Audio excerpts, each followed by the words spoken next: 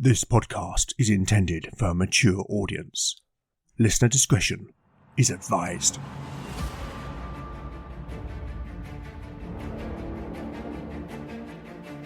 Welcome back to Legend of the Bones. Following in the footsteps of giants, Legend of the Bones is a chimera.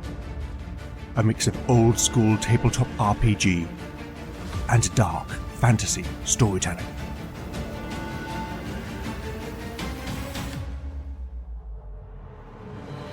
As its name might suggest, in Legend of the Bones the dice rule.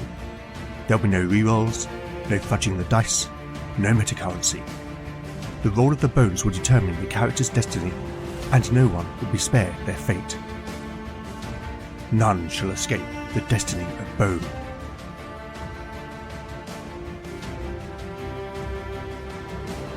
Last time on Legend of the Bones. In the Tower of Angurak, after discovering a group of the Brethren of the Purifying Light, led by none other than Jenna's nemesis, Adric, and having lulled them into believing that they were allies, the party attacked. In a flashback, we learnt about Jenna's past, and how Reynard of Harburg, under false pretenses, had convinced Jenna to go to Kerodu with Adric.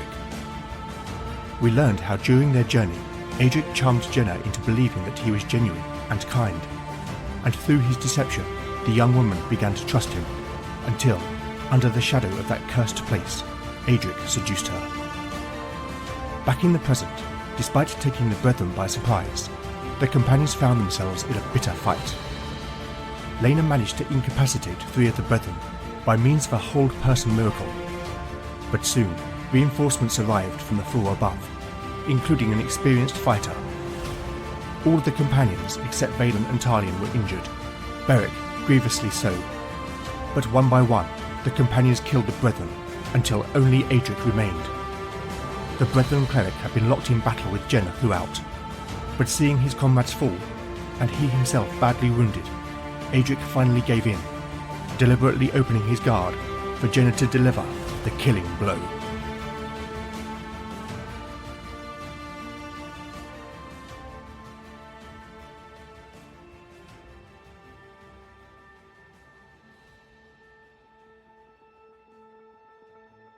Chapter 43, Part 1, Day 41, Evening. Party status: Beric, 4 out of 37 hit points. Lena, 12 out of 26 hit points. Valen, 17 out of 17 hit points. Talion, 24 out of 24 hit points. Canute, 23 out of 31 hit points. Jenna, 5 out of 12 hit points. Arn, 6 out of 18 hit points. Spells available: Valen has memorized Soothe and Revive. Talion has memorized Resolve and Pitch. Lena can pray for 2 first-level miracles and 1 second-level miracle. Jenna can pray for 1 first-level miracle.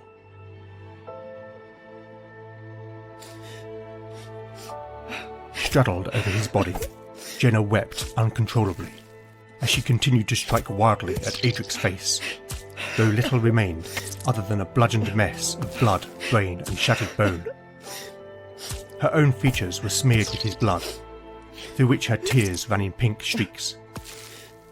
But finally, weariness overcame her, and dropping her blood-soaked warhammer, she fell upon his corpse, sobbing. The next thing she knew, firm but tender hands were placed on her shoulders, gently encouraging her to rise. It was Lena. The cleric's face was full of empathy. She put her arms around Jenna and held her close. "It's over," she proffered softly. Jenna had not told Lena about the intimacy she had shared with Adric, but the cleric knew. For a woman who has known betrayal in love can see it in the heart of another. They knelt there, Lena holding the young woman and stroking her matted hair until her weeping subsided. Jenna slowly pulled back to look at the cleric, cuffing away the tears and snot. Adric, Adric, he was... She could not find the words. Lena took Jenna's still shaking hands. She felt her pain, and was reminded of her own experience of betrayal. Would it ever be the case that women should suffer at the hands of powerful men? She wondered. "I know," she said sympathetically. "He has power over you no longer. You are free." Jenna nodded. Yes. Yes. I am free. She agreed, managing a small smile.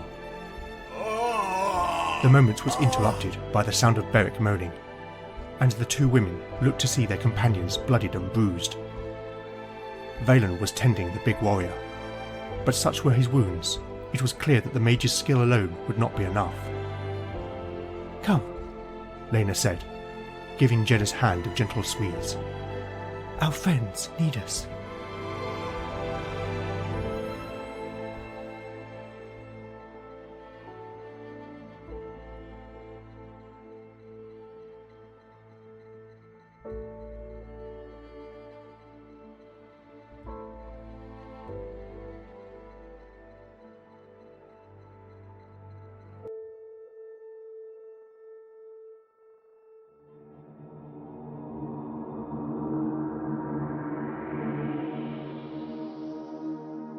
When I introduced Jenna at Kerodu, it was simply to add colour to the dark ritual being conducted by Nadra's acolytes.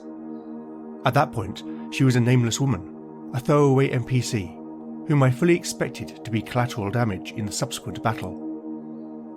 But the power of this type of procedurally driven game, come story, is that the dice decided that she should have a name and a story to tell. And I must say that I am finding her arc deeply satisfying.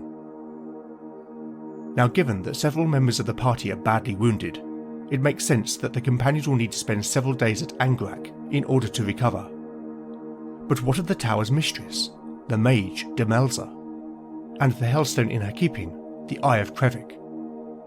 Let's ask the Oracle. Is Demelza at the tower? A 3. That's a no but. Okay, so is the Eye of Krevik at the tower? A 2. That's a straight no. Intriguing. I think it is safe to assume that Demelza has taken the jewel somewhere. Perhaps she anticipated the brethren coming for the jewel. So are there any clues as to where she may have gone? A 5. That's a straight yes. Okay, that gives me an idea. As for how long the party stays at Angrak, well, I want them to return to full health. So I will make prayer and casting rolls for healing off mic, and work out the number of days this will take. Also, given this was the home of a powerful mage, it stands to reason that the party may find something of use. Having said that, much was destroyed by the Brethren of the Purifying Light, and as we will soon find out, Demelza did not leave in a hurry. On that basis, I'm going to rule that there is a 25% chance of there being something noteworthy. A 22. Okay, so I am going to say that there is a 50% chance that the thing they find is magical. A 42. Now, as my setting is relatively low magic, I don't use the BX rules for magic items, and instead I have my own random tables. I am going to roll to see what the party has found. Rolling 2d6. A 10. That's a piece of jewellery. Now I am going to roll a d6 to determine its power. A 6. That will be a random magical effect. One more table to consult. A 4. Let's see. Protection from cold. I have to admit to being a little disappointed by that result. But then again, I don't know what challenges await the companions, so you never know, it might prove useful. Right, I think it's time to get back to the story.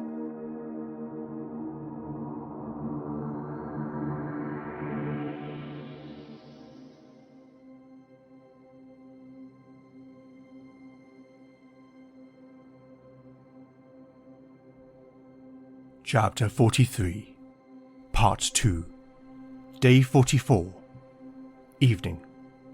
Party status. Beric, 33 out of 37 hit points.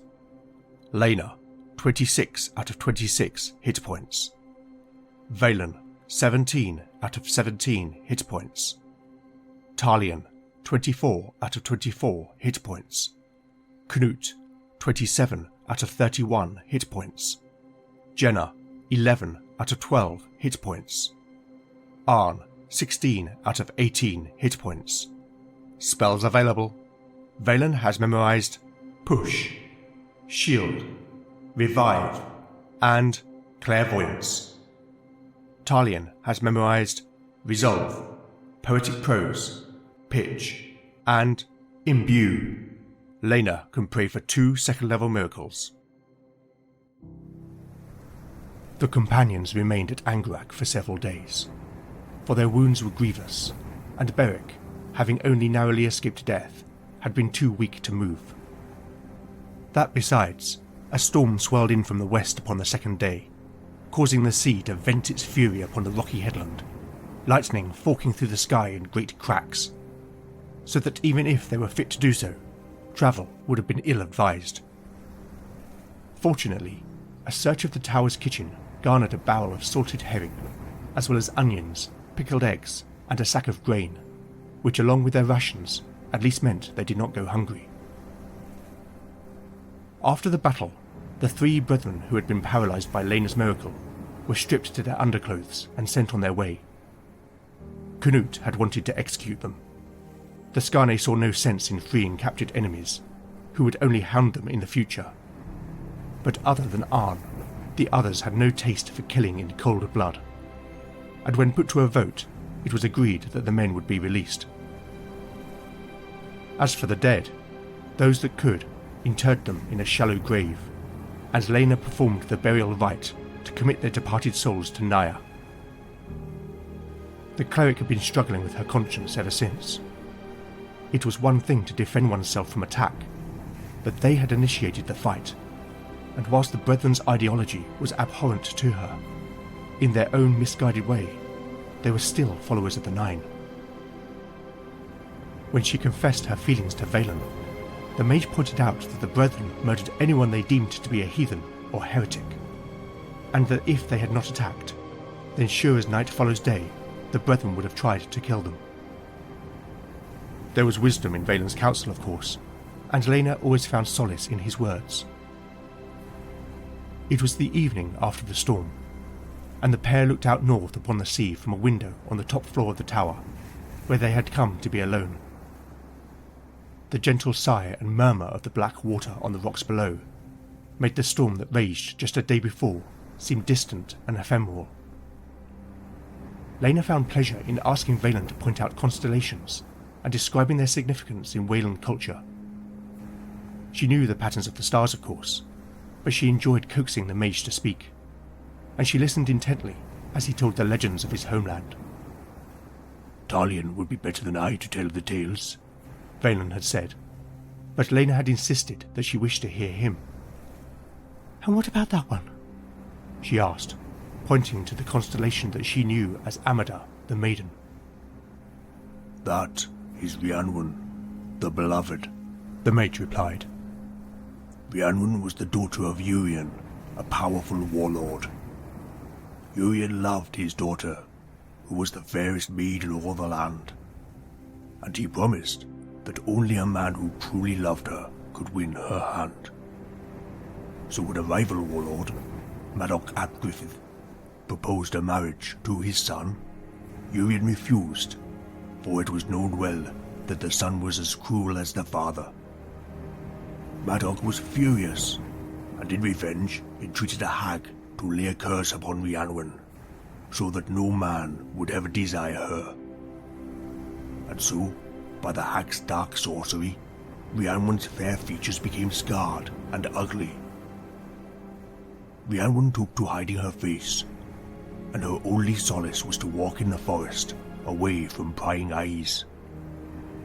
One day, while resting by a waterfall, she sang, for she loved to do so, and her voice was as pure as the mountain stream. And as she sang, her voice was carried by the wind to the ears of Callan Weir, a poor woodsman. Hearing Rhiannon's sweet singing, Callan Weir immediately fell in love with her. He followed her voice to the waterfall, and looking upon her face saw no ugliness, only the beauty of her soul, for his name meant true of heart. The woodsman watched, and as Rhiannon sang, she wept, for her song was a lament for what she had lost. 2 of her tears fell into the water and were turned into diamonds, for the pool was an enchanted place. Callan Weir then spoke to her, but in her shame, Rhiannon fled back to her father's stronghold. All the same, Callan Weir's heart was already lost, so he followed her back, but Rhiannon refused to see him or believe his professed love. So Callan Weir went back to the waterfall and collected the diamonds which had been Rhiannon's tears. Then, from the branch of a willow, Callan Weir carved the form of a nightingale and set the diamonds as its eyes, before placing it in the pool as an offering and praying to its spirit to help him prove his love for Rhiannon. In answer to his prayer, the spirit caused the nightingale to come to life and fly away to Urien's stronghold. There, it flew into the room where Rhiannon slept and woke her with its old song. 'Twas the most beautiful sound she had ever heard, and the music told of Callan Weir's love for her and the truth in his heart. And so it was that Rhiannon and Callan Weir were wed, and they had many children, all fair and strong, and Callan Weir never once saw ugliness in Rhiannon, for in his eyes she was ever fair, and forever his beloved. Valen fell silent. The pair merely looked up at the stars. Lena thought of Jenna, and what she supposed had passed between the young woman and Adric, and deep down she knew that her own experience with Merrin had caused her to hold back with Valen. That, and the pink fern-like scars which covered her body. For whilst she and the mage had confessed their feelings for each other, their love had not been consummated. Not that Valen had expressed an impatience to do so. If anything, it was the opposite. He was respectful, and seemed content that they simply share an emotional intimacy. But, she thought, what if the next battle was her last, or his? After all, she had almost died at the hands of Nadra. Life was fragile and fleeting. They had already lost friends, and death seemed to be their constant companion. "What think you?" Valen asked, breaking the silence which had hung between them for several minutes. It was an unusual thing for him to say. He himself was taciturn in nature, but clearly he saw that there was something on her mind. It was not an intrusion, it was care. Lena looked at him, holding his gaze with her green eyes, and at that moment he seemed to her to be an open book. It was as if Kayla had drawn back the veil and shown her his soul, and she realized then that he had never known a woman. His brow furrowed quizzically at her scrutiny. "Lena?" Without speaking, Lena turned to face him fully, and reaching up, she wrapped her arms about his neck, pulling him forward. She kissed him, gently at first, and then passionately, pressing her lips firmly upon his. She felt his body tense, perhaps in surprise at the urgency of her kiss. But then his muscles relaxed as he began to reciprocate. They explored each other with a growing sense of desire. Lena pulled back to look at him. He had a rectangular face and a long, slightly crooked nose. His features were pleasing, though he was not conventionally handsome. But the thing that drew Lena in were his eyes, for they revealed a deep well of feeling. She was resolved. "Lie with me, tonight."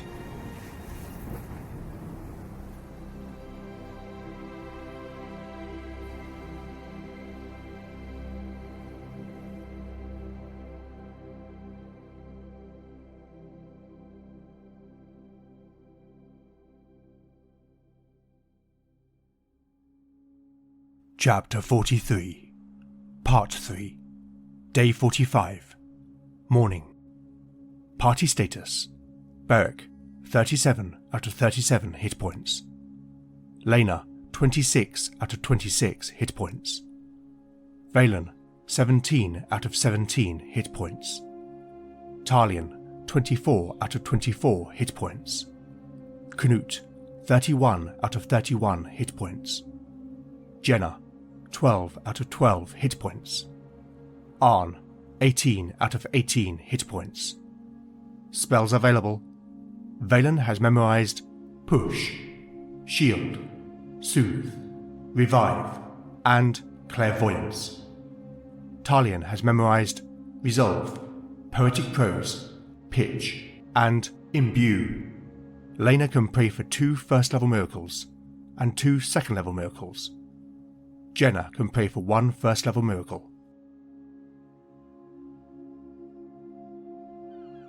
The cries and shrills of countless seabirds heralded the dawn, rousing Valen from his slumber. He lay there for a minute, not wishing to open his eyes, for he did not wish to leave his dream behind. Finally, he half opened his eyes. They stung a little at the bright sunlight which shone through the eastern window of the chamber, where he and Lena had made their bed. Beside him, he could feel the cleric stirring beneath the blankets. Her face was peaceful and serene, her auburn hair shimmering in the morning light, and the mage thought how beautiful she was. The blanket had fallen away to expose her bare, freckled shoulder, and he felt an uncontrollable desire to touch her. He leaned over and gently kissed her on the forehead, breathing deep her scent. Lena let out a small groan, then slowly opened her eyes. "Good morning," she said sleepily, then smiled. Valen stroked her shoulder, her skin warm from the makeshift bed they shared. He felt an unexpected sense of completeness, as if, through their union, Lena had become part of him, and he her. He could not explain it, other than, for the first time in his life, he felt whole. It struck him then that the power he had sought all his life had been a crutch, a substitute for that which he had lacked in his life, and that ultimately it was all meaningless. Meaningless without this, without her, Lena. Uindigarity. Lena looked at him quizzically, recognizing that he spoke in his native Wayland tongue. "What does that mean?" "You already know." Lena smiled, her beaming face lighting up. Then reaching over, she pulled him close.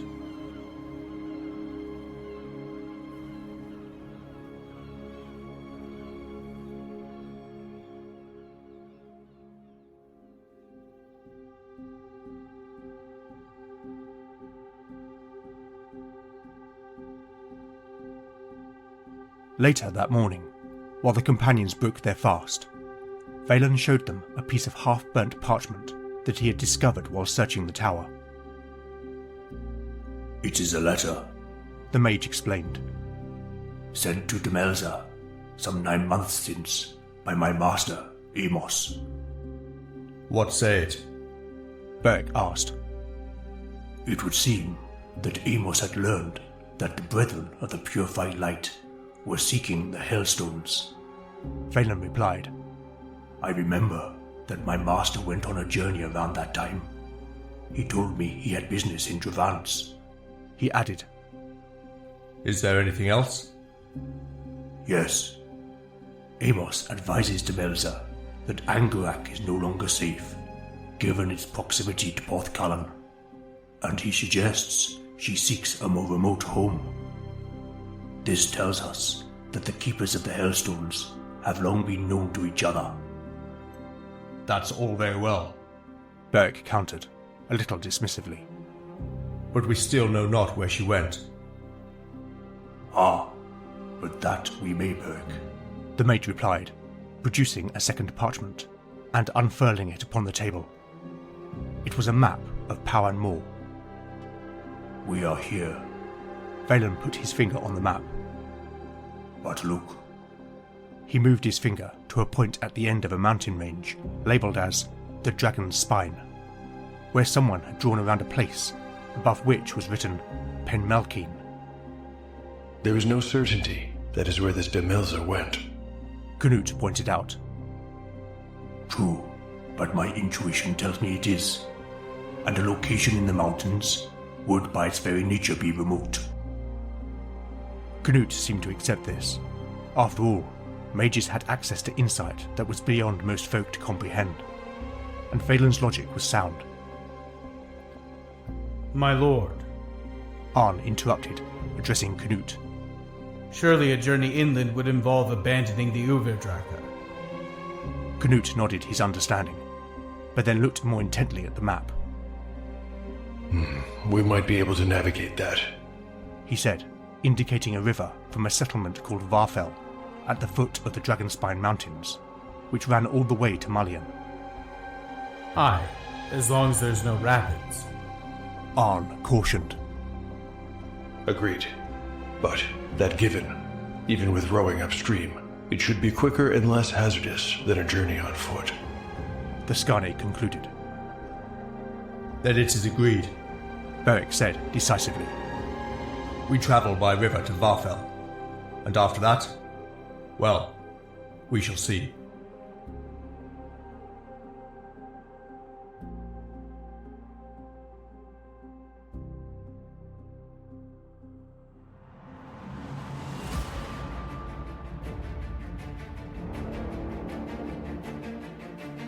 Thank you for listening to Legend of the Bones. I hope you've enjoyed the show. If you like what you've heard, then please consider rating and reviewing the show in your podcatcher of choice. Not only do I love seeing the feedback, but it really does help the show reach new listeners. As always, where would I be without my amazing cast of voice talent? A newcomer to the show, playing Arn, is Brian C. Rideout.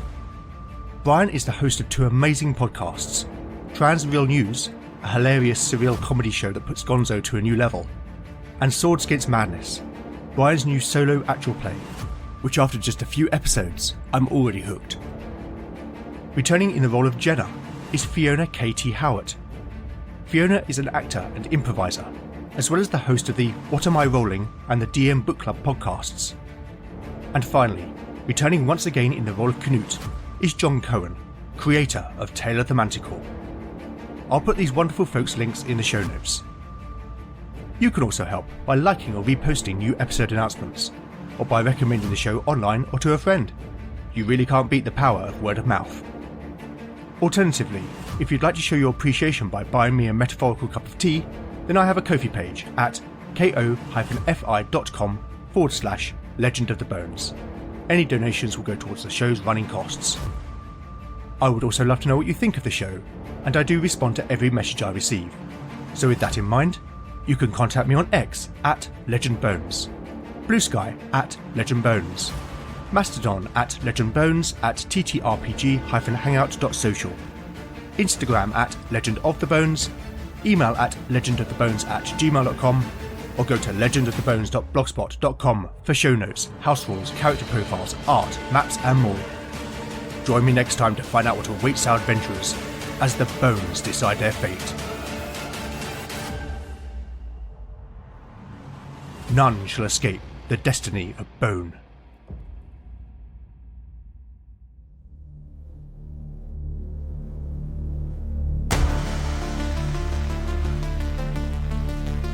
Reload your three-bladed sword. Get comfortable in your studded leather kirtle or your chainmail bikini. Fire up the wizard van. It's about to get weird. Swords Against Madness is a hybrid storytelling and solo OSR role-playing game experience where I take you through a world of pulpy weird fiction and gonzo OSR role-playing game goodness, as my player characters deal with telepathic squid, crashed spaceships, deranged Cthulhu cultists, immortal space barbarians, and priests worshipping ancient robots. And that's just in the first 2 episodes. Come and party like it's 1974 with Swords Against Madness. Available anywhere where you can download your finest podcasts.